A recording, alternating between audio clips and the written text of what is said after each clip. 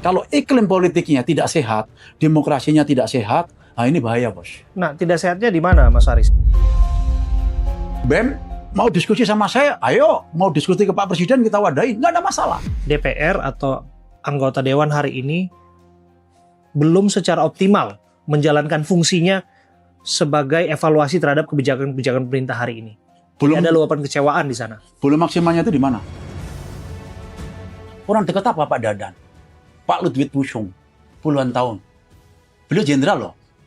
Siapapun. Ingat, itu Pak Presiden ada kadernya dari Gerindra, Pak Prabowo bilang proses secara hukum. Tanya apa lagi? Kita perang itu. Ini Ah. ditantang kita nih. Bagaimana meresponnya, sifat rekomendasinya, supaya kemudian ke depan visi presiden ini Ya. berjalan secara optimal. Wah ini kalau wawancara sama itu reporter pengalaman itu semakin lama semakin dalam terus ya. Bagus. Tidak ada negara sebesar ini tanpa perencanaan. Ya, sorry ya. Bagaimana suasana batin dan respon presiden ketika Mas Aris melaporkan ada potensi fraud, ada potensi penyelewengan terhadap satu kebijakan?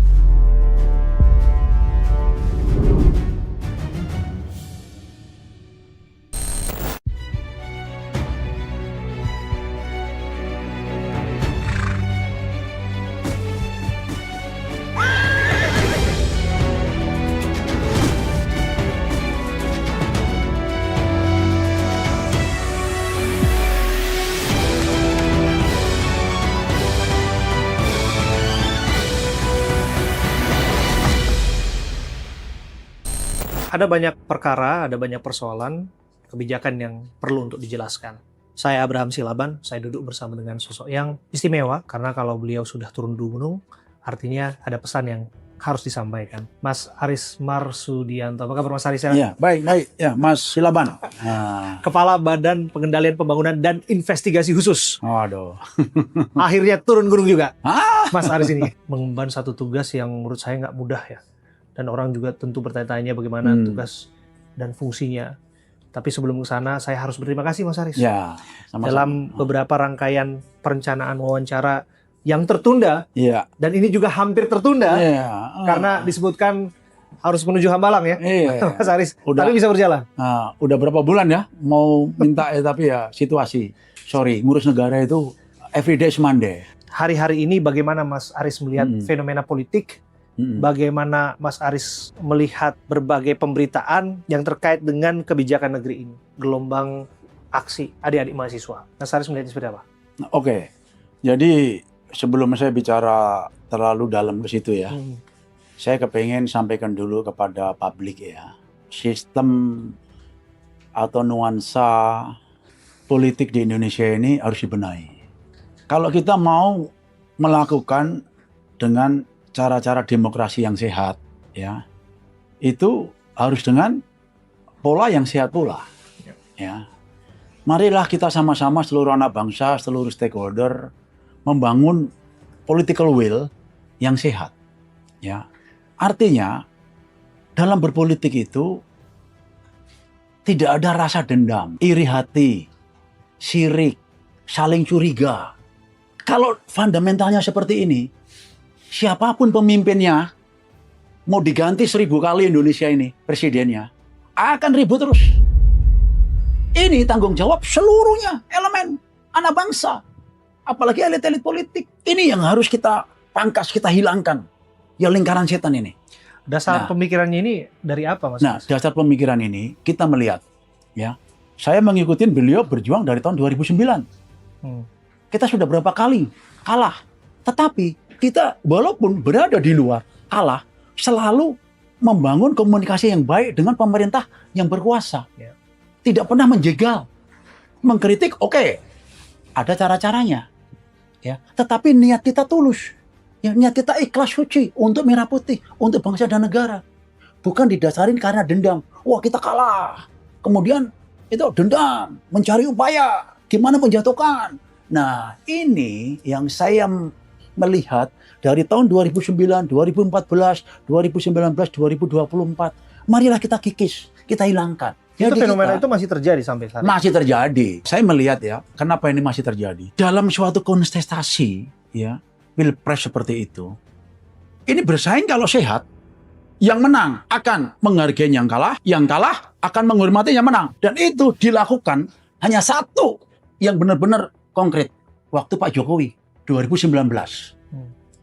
Beliau menang sebagai seorang presiden, mengajak Pak Prabowo untuk bergabung. Bahkan dulu 2012, Pak Prabowo, partai masih baru, itu di parlemen 2009, mengajak itu Pak Jokowi pun juga masuk di pemilihan gubernur DKI. Jadi di sini kita tidak ada namanya egosentris, itu ego sektoral. Sampai saat ini pun beliau jadi presiden itu pengen mencari putra terbaik bangsa, siapapun, mau dari kalangan siapapun. Itu. Nah, kita berharap masing-masing putra-putra bangsa itu menunjukkan komitmennya untuk bangsa dan negara. Ya, kontestasi nanti ada saatnya kontestasi 2029, silakan bertarung lagi sehat. Itu siapa yang menang akan kita hormati. Siapa yang kalah, dukung yang menang. Kalau ini terjadi, Indonesia ini semakin lama akan semakin tumbuh. Cepat daripada negara-negara lain. Karena apa? Sumber daya manusia kita pintar-pintar. Kita banyak, 288 juta. Sumber daya alam kita full. Namun, kalau iklim politiknya tidak sehat, demokrasinya tidak sehat, nah ini bahaya, Bos. Nah, tidak sehatnya di mana, Mas Haris? Ini kan kalau kita lihat gelombang kritik mahasiswa dalam beberapa waktu belakangan ini kan disebutkan adalah sebagai kritik terhadap pengelolaan. Misalnya salah satunya adalah anggaran. Mas Haris juga melihat ini supaya clear nih publik. Jangan sampai dirasa bahwa mahasiswa ini yang mereka punya keyakinan genuine di jalan untuk menyuarakan apa yang mereka yakini, apa yang menjadi persoalan hari ini. Nah itu dianggapnya ini adalah tadi sisa-sisa politik masa lalu yang belum terselesaikan. Oke, jadi begini ya, kritik itu bagus. Ya. Selama itu konstruktif, selama itu produktif, bermanfaat bagi semua pihak, itu oke. Itu pemerintah Pak Presiden membuka ruang kritik. Kita demokrasi, nggak ada masalah. Diundang semuanya, ayo. Kalau perlu seluruh BEM mau diskusi sama saya, ayo. Mau diskusi ke Pak Presiden kita wadain, nggak ada masalah. Kenapa tadi itu saya bilang? Ya suasana politik kita harus dibenahi. Baru tahun lalu, demo besar yang dipicu oleh berbagai macam kritik, tapi ujung-ujungnya mengajak ke anarkis. Anarkis di mana-mana. Kita membangun susah-susah, itu dirusak dalam tempo sesaat. Antara anak bangsa sendiri berkelahi. Itu kritik atau apa? Menurut Mas Haris apa yang terjadi? Nah, jadi di situ, makanya kita kepengen semuanya bareng, ya. Duduk bareng, ya, menyelesaikan masalah ini dengan cara-cara yang baik, dengan cara-cara yang sehat, dengan cara-cara yang demokratis untuk membangun kepentingan bangsa. Semuanya tujuannya sama. Semuanya kepingin bangsa ini maju, sejahtera, adil dan makmur, kuat, ya toh. Tetapi kalau kita selalu itu berseteru begini, nanti dari generasi ke generasi selama pemerintahan itu on the right track. Kita sekarang bayangin, Indonesia adalah nomor 2 negara terkuat untuk menghadapi krisis. Resiliensinya. Ya kan? Nah, pembangunan tumbuh 5,61%. Ya, inflasi 2-3%. Ya, rasio hutang itu masih 40%. Itu jauh, itu dari ambang kekhawatiran, sangat-sangat sehat sekali. Kelas menengah menurun, kita naikkan. Semua penyebabnya sudah kita tahu permasalahannya. Sekarang proses untuk perbaikan. Tidak ada yang sulapan. Gitu. Jadi dibanding negara-negara lain, kita jauh lebih bagus. Yang subsidi tetap kita pertahankan supaya masyarakat bawah menikmati. Yang tidak subsidi, ya ini kan untuk menengah ke atas. Itu subsidi silang dong. Yang pakai mobil bagus ya, itu ngikutin harga pasar. Itu kan fair, itu kan itu profesional. Tapi kan ada kerentanan juga di sana, kelompok pendengar dan sebagainya. Tapi saya akan lebih dalam nanti ke sana, Mas Haris. Kalaulah kritik itu disampaikan oleh anak-anak mahasiswa hari ini adalah karena DPR atau anggota Dewan hari ini belum secara optimal menjalankan fungsinya sebagai evaluasi terhadap kebijakan-kebijakan pemerintah hari ini. Belum ada luapan kecewaan di sana. Belum maksimalnya itu di mana? Sebagai contoh misalnya, satu kasus saja Mas Haris. Pengelolaan MBG misalnya, yang dianggap ini menyedot anggaran negara yang tidak sedikit. Dan ternyata ada tata kelola yang salah versi Jaksa Agung sehingga pada akhirnya kemudian ada yang ditersangkakan di sana. Semestinya hal-hal demikian kan bisa dimitigasi. Oke, saya mau bicara MBG ya sebelum saya masuk jauh. kita harus mengerti persis fundamental apa itu kebijakan MBG. Ya, makan bergizi gratis. Makan bergizi gratis itu sudah dilakukan puluhan tahun, lebih daripada 76 negara. Yang sekarang mereka eksis menjadi negara-negara top, negara-negara maju.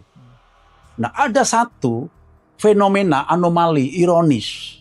Bangsa kita ini punya sumber daya alam yang bisa untuk membuat seluruh teknologi itu. Coba Anda katakanlah lihat mobil. Semua produk mobil, kacanya, bannya, besinya, tembaganya, timahnya, itu semuanya ada di Indonesia. Tetapi kita nggak bisa buat mobil. Aneh tau nggak? Sementara negara lain yang tidak punya sumber daya alam untuk membuat mobil, mereka impor sumber daya alamnya dari mana-mana. Besinya, timahnya, kacanya, bannya. Mereka ekspor ke sini bentuk mobil mewah. Dan kita harus beli dengan harga ratusan kali lipat. Bahkan ribuan kali lipat. Artinya apa? Artinya sumber daya alamnya ada, bahan-bahannya ada, kita nggak bisa buat mobil. Artinya sumber daya manusianya yang harus kita perbaiki. Inilah ya salah satu permasalahan yang sudah puluhan tahun akhirnya kita capture negara-negara maju itu. Tidak ada kata terlambat. Oleh karena itu kita speed up. Brasil 40 juta itu perlu 11 tahun. Kita baru 1 tahun lebih, sekarang udah 7 juta ya penerima manfaat. Ini hasilnya tidak bisa serta-merta sulapan 1-2 tahun kelihatan orang pinter. Kan enggak. Ini proses kan. Coba aja lihat nanti. 10 tahun, 15 tahun ke depan, itu nanti pas kita ada bonus demografi, ya tahun 2035, bangsa kita dipenuhin anak-anak ya yang pinter. 20 tahun lagi, ya pasti akan pinter. Nah, ini ya dilakukan, itu tidak gampang. Hal seperti ini ya akan ada banyak hambatan, baik teknis, operasional maupun manpower-nya. Nah, inilah kita perbaikin bersama-sama. SPPG yang nggak benar, kemarin udah 1.700 yang nggak benar, ada yang nggak benar lagi, kurang lebih sampai 3.000. Yuk, tutup, perbaikin. Itu bentuk teknik-teknis perbaikan. Ini bentuk keseriusan pemerintah. Namun, bukan berarti MBG-nya. Ya, ada kekurangan, mari kita perbaiki. Nah, MBG ini akan kita lihat ya dalam jangka panjang. Masih ingat yang namanya Deng Xiaoping? Ya, dia membuat gebrakan-gebrakan anti korupsi segala macam ya. Ini, lihat Cina 30-40 tahun ke depan. Ya, dia begitu straight. Ya, marilah kita sama-sama itu bersatu untuk membangun bangsa ini. Itu mengejar itu artinya speednya harus lebih. Kalau kita speednya aja sama dengan negara maju, kita nggak akan bisa mengejar. Harus akseleratif. Harus ada akselerasi. Ya. Mereka sekarang udah berpikir sampai ke planet Mars. Ya, kita masih ribut aja MBG dan segala macam. Ya, sementara mereka udah lakukan puluhan tahun itu ya dengan fine-fine aja. Baru kualitinya kita tingkatin, semuanya kita tingkatin. Ini tanggung jawab kita bersama. Ini saya harus katakan ya, wawancara ini saya harus labeli eksklusif. Karena apa? Karena mungkin banyak orang yang belum tahu tentang sosok Mas Aris. Saya menyebutnya sebagai sosok yang saya harus katakan Mas Aris dekat dengan Presiden dan memahami kebatinan Presiden. Mas Aris pun kami harus dalami kaitannya dengan tugas fungsi pengendalian pembangunan dan investigasi khusus Mas Aris.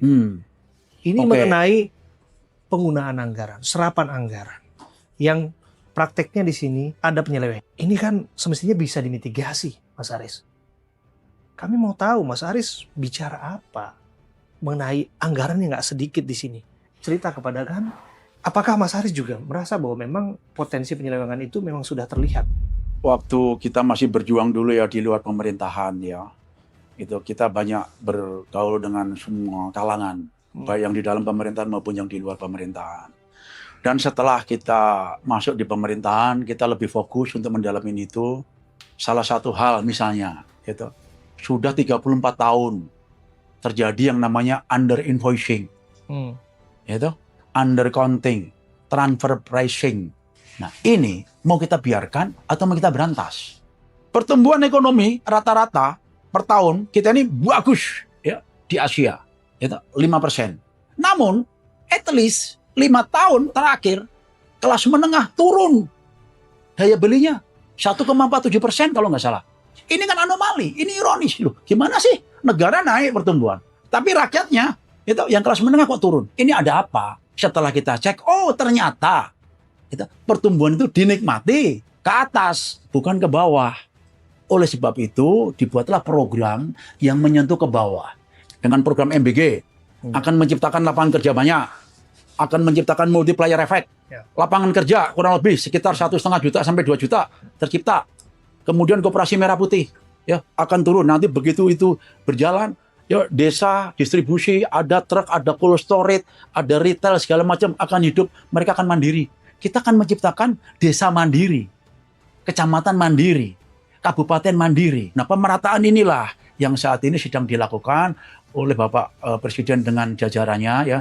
Itu tidak mudah. Kita butuh support semua pihak. Banyak program lagi, misalnya kita melihat di desa-desa, kampung-kampung, berapa juta anak yang putus sekolah, bantu orang tuanya, ya itu kita buatin sekolah rakyat, pertanian, harga gabah kita tetapin, harga minimum 6.500, petani sekarang teriak, ya gembira, ya. Kemudian pupuk, dulu kita ini import pupuk mau distribusi aja ada 145 tanda tangan kalau nggak salah itu. Sekarang pupuk 3 tanda tangan itu dari menteri turun ke Gapoktan, turun ke petani. Petani teriak happy. Sekarang Indonesia surplus pupuk. Kita malah ekspor. Kemarin ke Australia. Banyak lagi yang minta. Sekarang kita akan menjadi lumbung pangan dunia. Bukan lagi swasembada pangan. Sudah banyak negara untuk minta. Indonesia ekspor berasnya dan segala macam. Nah ini baru 1,5 tahun. Karena apa? Kita tidak ada hari libur, Mas. Ini pun hari libur saya. Benar nggak? Anda mengganggu hari libur. Makasih Mas Aris. Nah, itu ini hari libur juga. Ya. Ya, jadi ada kekurangan. Mari sama-sama kita perbaikin. Ya, jadi di sini marilah kembali lagi ya kita ini memperbaiki bangsa ini. Jangan mudah terpengaruh diadu domba ya oleh segala macam yang sekarang ini medsos. Media mainstream ya seperti Mas yaitu televisi segala macam itu perlu ya ditingkatkan lagi ya kontribusinya untuk bangsa dan negara ini karena apapun bentuknya media mainstream itu adalah sumber informasi yang akurat. Tidak ada lagi potensi abusive di sana, penyelewengan kekuasaan lewat tugas dan fungsi Anda. Bagaimana meresponnya, sifat rekomendasinya supaya kemudian ke depan visi presiden ini berjalan secara optimal. Wah ini kalau wawancara sama reporter pengalaman itu semakin lama semakin dalam terus ya. Bagus.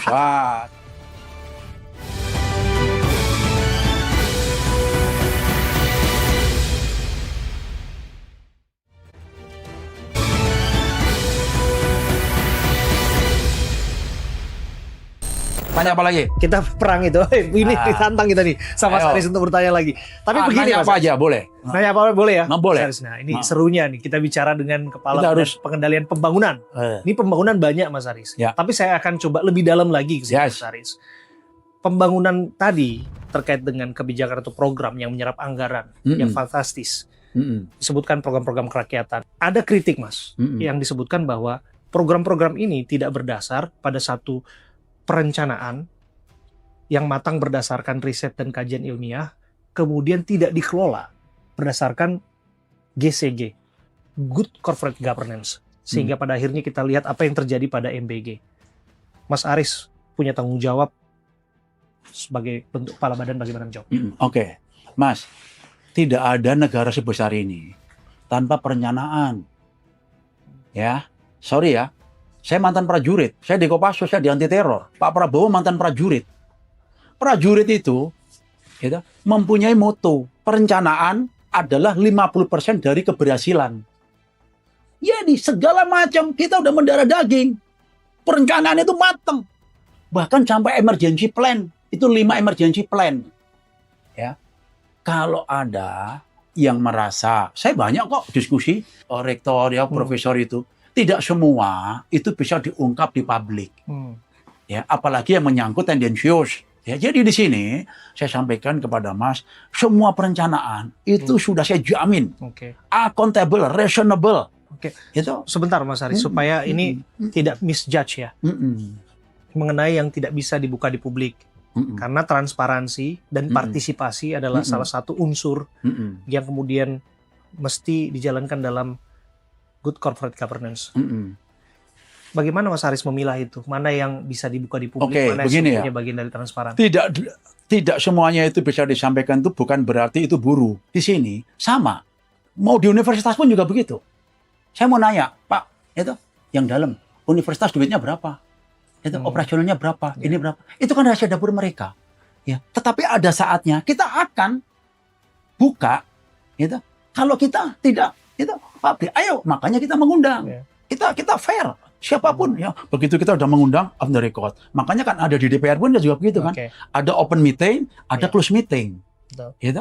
Karena namanya mungkin kadang-kadang kita baru penggodokan. Itu belum layak untuk dipublish. Oh, berarti yang terakhir Bu Nani ke sana itu juga yang tertutup itu juga mungkin. Nah, ya kan ada hal-hal yang tertutup ya itu. Jadi jangan kita ini saling curiga.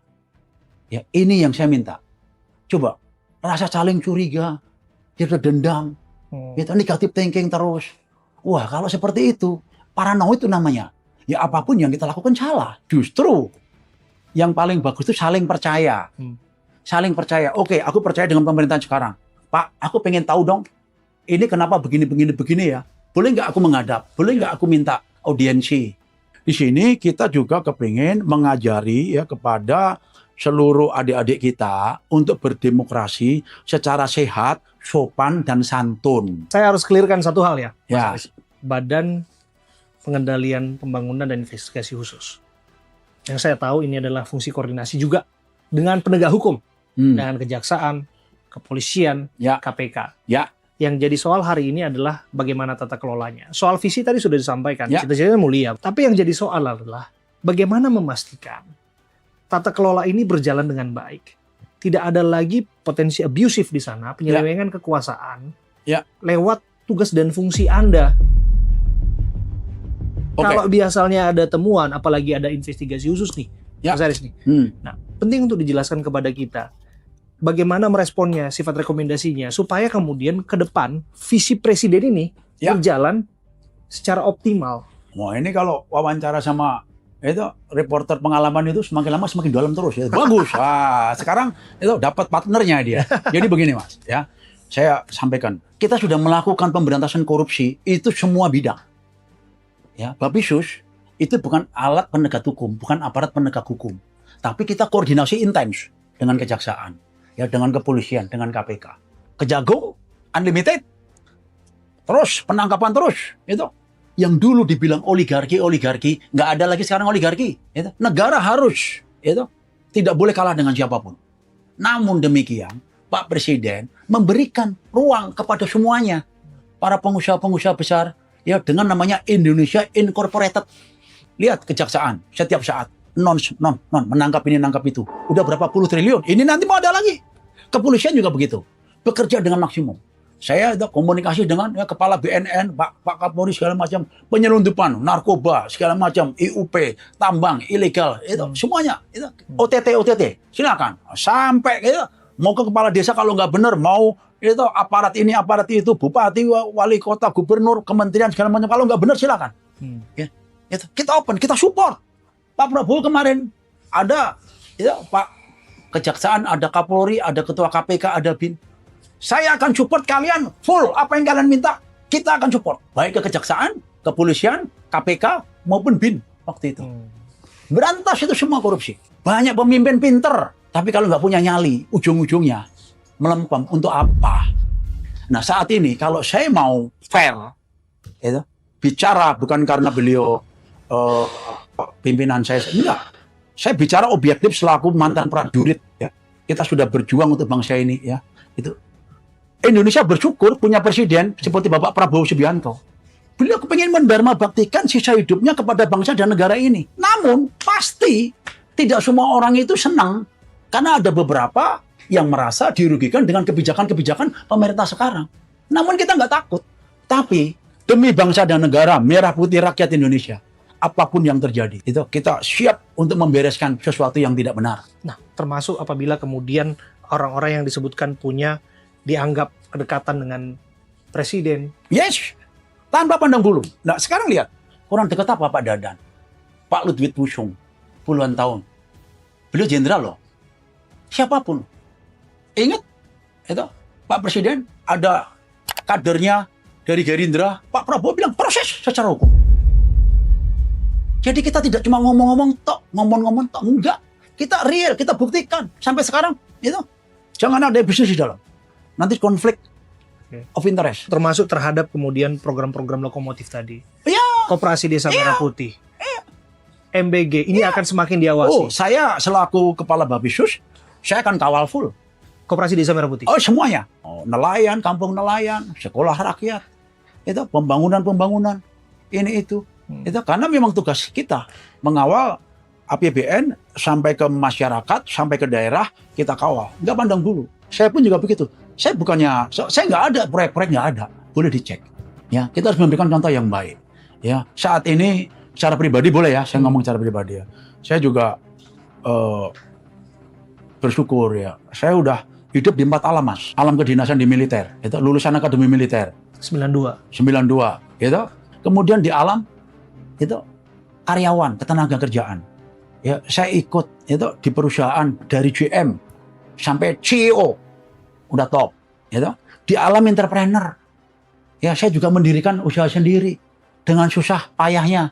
Itu membangun perusahaan itu juga nggak gampang. Ya, itu alam ketiga. Alam keempat sekarang di ini pemerintahan. Nah, udah 4 alam. Nanti alam kelima kita bareng-bareng alam baka. Oke, jadi di sini Mas ya, kita pemerintah ini ya, itu lillahi ta'ala, ada kekurangan di sana sini, ya itu mari kita perbaikin bersama. Jangan ada rasa saling curiga, dendam, negative thinking, ya pengen saling menjatuhkan, ya itu ini bangsa kita bersama, ya bangsa kita kaya raya, sumber daya alamnya banyak, ya harus kita manage dengan baik, kita kuasain teknologi, ya sehingga kita bisa membuat semuanya, yaitu dari bangsa Indonesia kita sendiri. Bangsa Indonesia tidak menjadi market, tetapi menjadi leader, ya karena kita semuanya punya, ya dengan kepemimpinan yang bagus, ya dengan kerjasama yang baik, ya semua stakeholder, ya bau membau, ya itu pasti akan cepat bangsa Indonesia ini. Potensi penyelewengan yang mungkin dilakukan oleh kementerian lembaga tertentu ya, atau terkait dengan program atau kebijakan pemerintah yang menggunakan serapan anggaran ya. Bagaimana sifat dari hasil kerja Badan Pengendalian Pembangunan dan Investigasi Khusus Mas Haris? Kami dengarkan rekomendasi, langsung lapor ke Presiden kah? Bagaimana suasana batin dan respon Presiden ketika Mas Haris melaporkan ada potensi fraud, ada potensi penyelewengan terhadap satu kebijakan?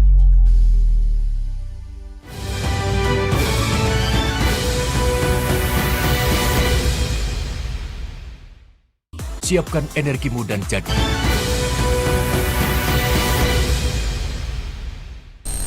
potensi penyelewengan yang mungkin dilakukan oleh kementerian lembaga tertentu ya, atau terkait dengan program atau kebijakan pemerintah yang menggunakan serapan anggaran ya. Bagaimana sifat dari hasil kerja Badan Pengendalian Pembangunan dan Investigasi Khusus Mas Haris? Kami dengarkan rekomendasi, langsung lapor ke Presiden kah? Jadi kalau ada indikasi-indikasi ya, saya mencoba komunikasikan ya, komunikasi koordinasi dan kolaborasi. Kalau masih juga, ya terpaksa, saya akan melakukan investigasi khusus. Hasil dari investigasi hasilnya ini, saya koordinasi dengan APH, Aparat Penegak Hukum, Kejaksaan. Oke. Oh ini ranah pidana, saya ke kepolisian. Itu, mungkin juga ke KPK. Ini loh, tolong investigasi lebih lanjut. Ini sudah berjalan praktiknya? Oh sudah. Kita nggak perlu keluar-keluar. Itu nggak perlu cari. Kerja dalam senyap. Iya, saya sampai sekarang nggak punya medsos. Jadi kalau ada medsos tentang saya, itu pasti yang buat orang lain. Tapi biasanya sebelum ke aparat penegak hukum ke Presiden dulu? Oh enggak, itu situasional. Ya situasional. Jadi kalau kita masih dalam konteks untuk pembinaan, kamu ini loh, ini ada temuan. Kadang-kadang kan begini, Mas. Ya. Pimpinan itu kadang-kadang nggak terlibat. Tapi kan kita mendapatkan data kadang-kadang dari bawah, tingkat paling bawah. Nah, saya kasih tahu dulu pimpinannya, Pak, hati-hati loh di bawahmu. Ini kelihatannya bermain. Oke, tolong kau beresin. Nah, seperti itu. Nah, tapi kalau loh ini kira-kira udah dikasih begini kok masih ada nggak ada tindakan, nah baru kita lakukan. Dan kita tidak mau itu salah. Itu mengambil suatu keputusan yang berakibat terhadap orang lain yang rugi padahal kita salah. Nah, kita nggak mau. Jadi kita harus punya akurasi itu ya 100%. Nah, ceritakan dong Mas Haris, ini mungkin yang belum banyak dibuka ke publik ya. Bagaimana suasana batin dan respon Presiden ketika Mas Haris melaporkan ada potensi fraud, ada potensi penyelewengan terhadap satu kebijakan? Pak Presiden itu sangat bijak ya. Pokoknya dari awal begitu itu sudah terbukti secara hukum proses. Nah, oleh karena itu kita harus benar-benar akurat, valid untuk membuat data bila kita melaporkan ke Pak Presiden. Ya, jadi koordinasi saya itu di samping ke APH itu ke BPKP, PPATK, BPK.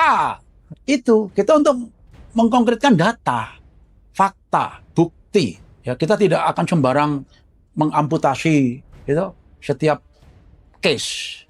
Ya gitu. Kita harus bajik dan bijak juga. Ya gitu. Apa sih ini? Ya kadang-kadang ini ada permasalahan teknis, Jangan kita paranoid dulu. Oh pasti ini pasti itu, enggak. Kita harus punya rasa praduga tak bersalah. Itu positive thinking dulu. Ya tinggal kita perkuat dengan fakta, bukti dan saksi.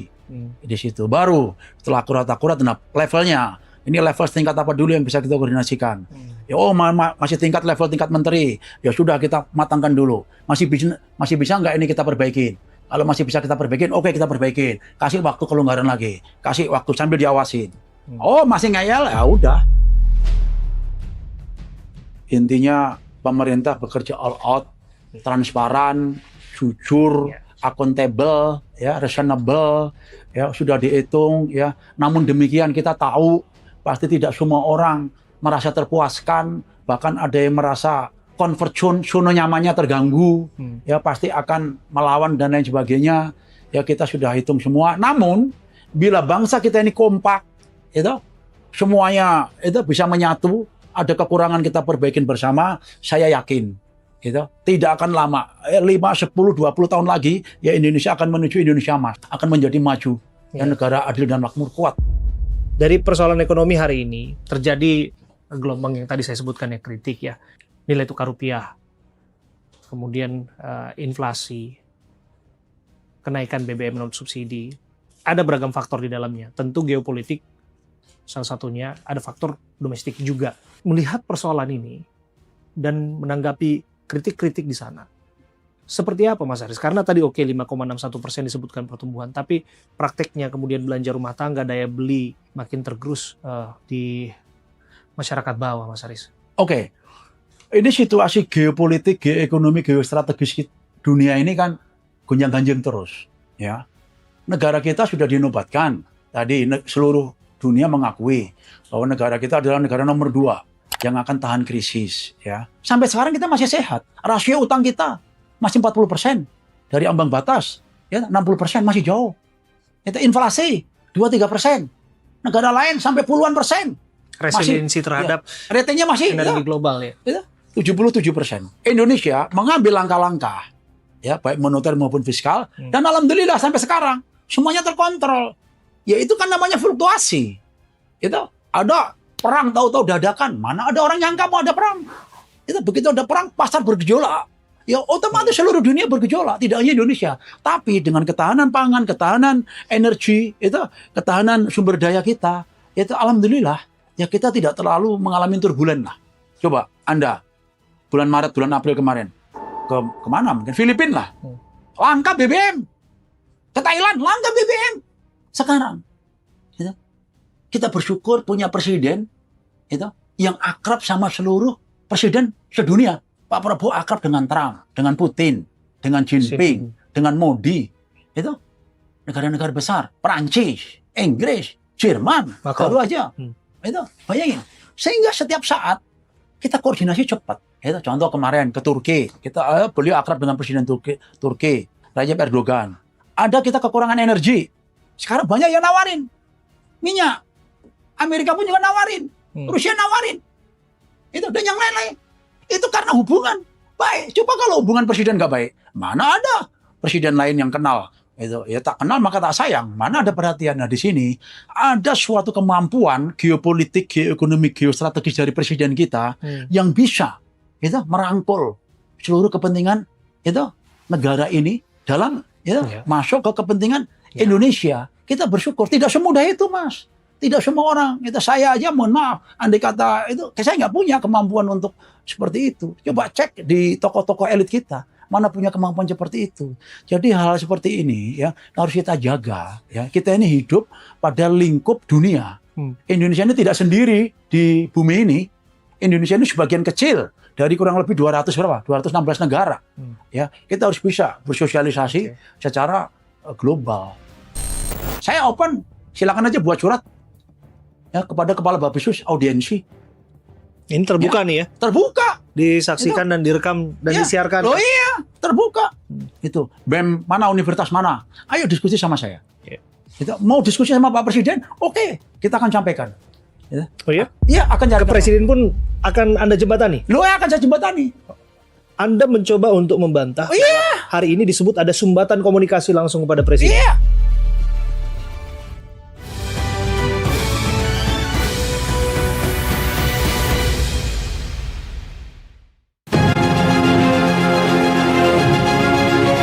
Cepat menjemput.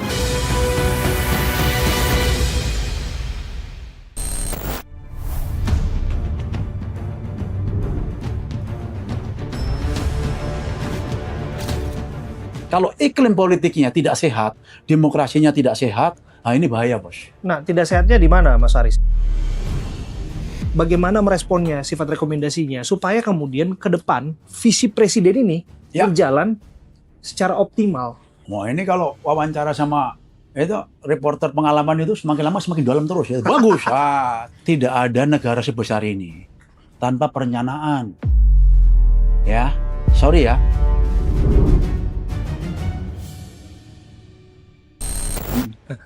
Mas Haris, soal dan antara sumber daya Indonesia, ekspor satu pintu. Yes.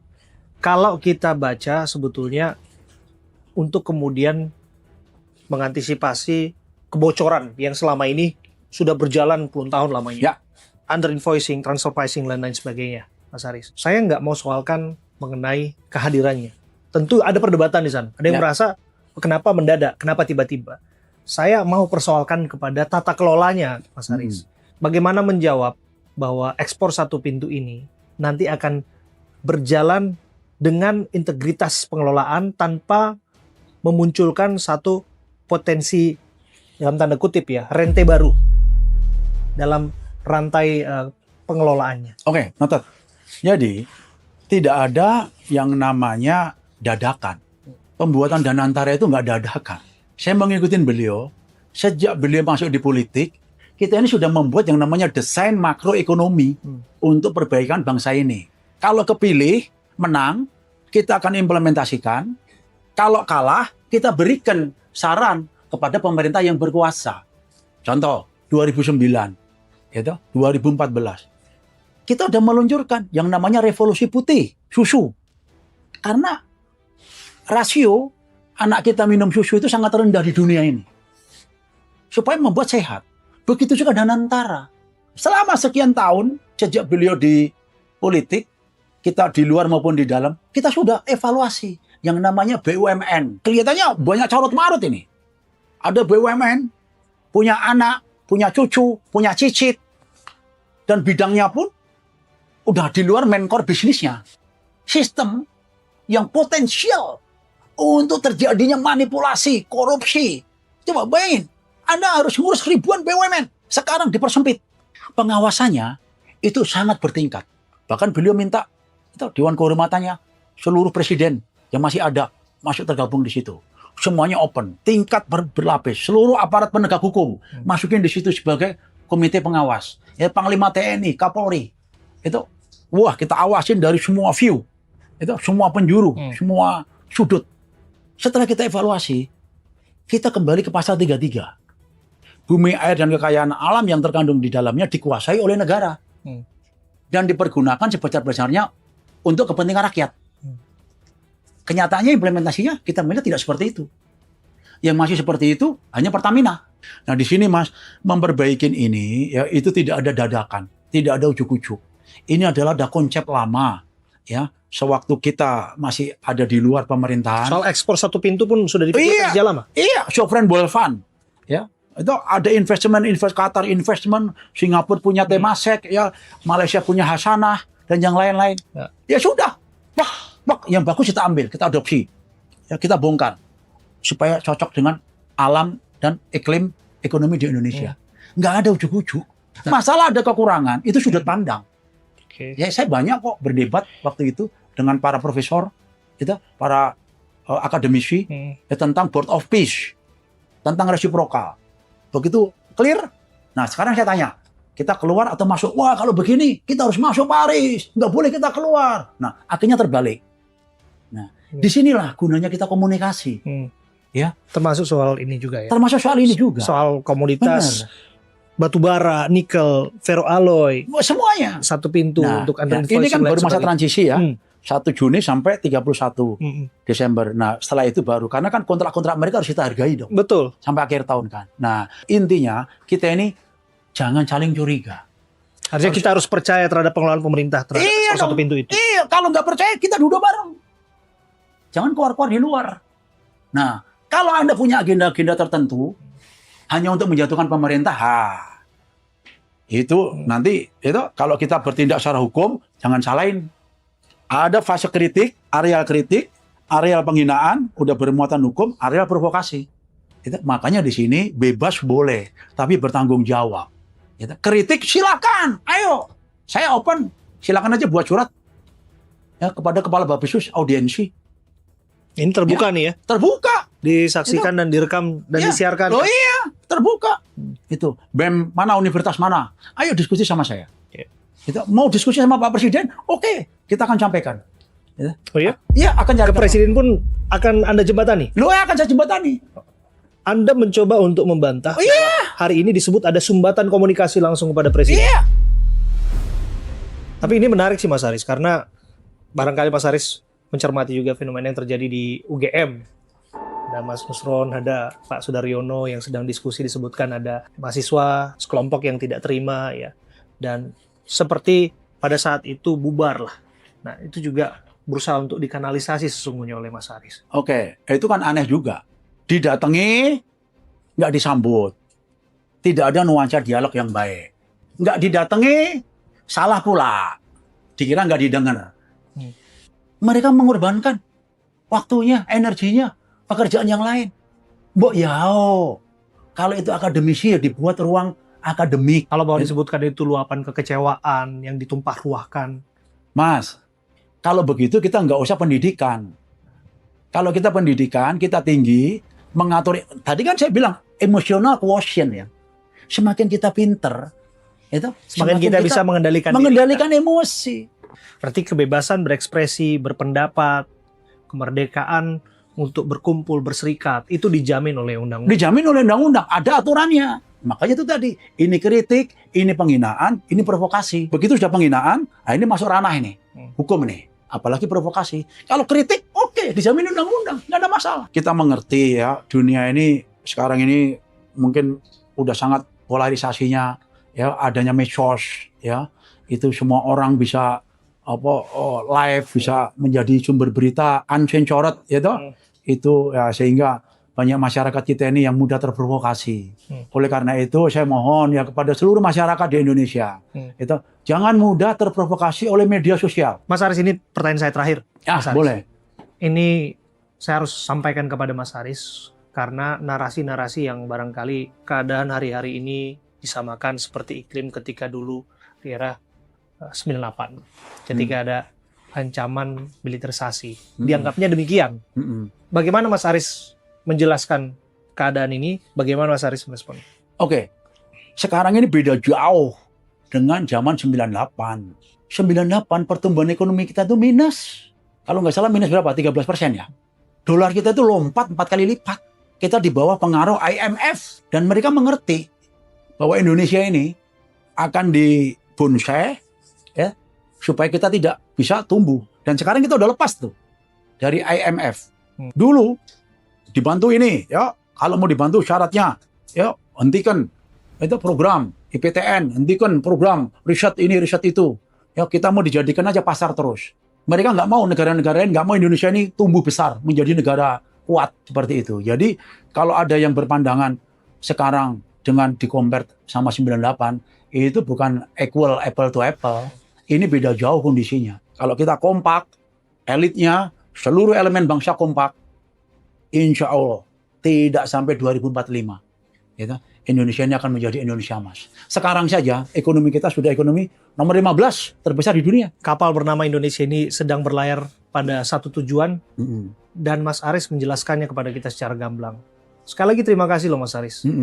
Menerima kami, saya tahu waktunya sempit, saya tahu waktunya terbatas, dan menjawab pertanyaan-pertanyaan publik di sela-sela bahwa yang bersangkutan hari ini juga harus segera juga rapat dengan orang nomor 1 Republik ini, Pak Presiden. Karena ini langka Mas Aris. Saya penasaran, tadi saya lihat ini kantornya Mas Aris ya, dan saya lihat ini ada tulisan di sini nih, Badan Pengendalian Pembangunan dan Investigasi Khusus Republik Indonesia. Ada bahasa Sanskerta, Satyam Fada Dharmam Cara Karmani Tistatu. Itu apa artinya? Oke, ini slogan atau moto Bapisus. Ya, Satyam Vada Dharmam Cara Karmani Tistatu. Artinya, berkatalah dengan jujur, bertindaklah dengan kebenaran, dan berpegang teguhlah pada pekerjaan. Itu prinsip moral yang dipegang oleh sosok Mas Aris sendiri. Luar biasa. Saya rasa itu konklusi dari apa yang kita bicarakan hari ini. Saya Abraham Silaban mengakhiri diskusi ini, mengakhiri wawancara ini bersama dengan Pak Aris Marsudianto, Kepala Badan Pengendalian Pembangunan dan Investigasi Khusus. Terima kasih Mas Aris. Oke, terima kasih. Ya.